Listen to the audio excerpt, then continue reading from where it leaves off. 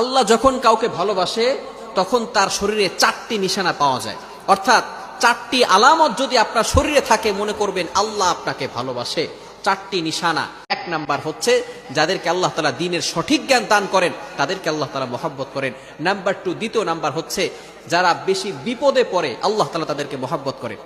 যার শরীরে দেখবেন একের পর এক বিপদ আসতেছে, অসুস্থতা আসতেছে, বারবার বিপদ, একের পর এক বিপদ, একটা বিপদ যাওয়ার পর পরে আরেকটা বিপদ আসতেছে, আপনি হতাশ হবেন না প্রিয় ভাই। আল্লাহ তাআলা আপনাকে ভালোবাসেন।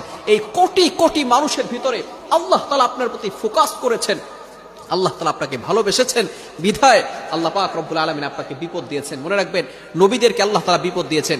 ইব্রাহিম আলাইহিস সালাম খলিলুল্লাহ এবং মিল্লাত আবিকুম ইব্রাহিম, যিনি সকল মুসলিম উম্মাহের সকল মুসলমানদের পিতা এবং সকল মুসলমানদের লিডার নেতা, সুতরাং ইব্রাহিম আলাইহিস সালামকে আল্লাহ তাআলা সবচেয়ে বেশি কষ্ট দিয়েছেন।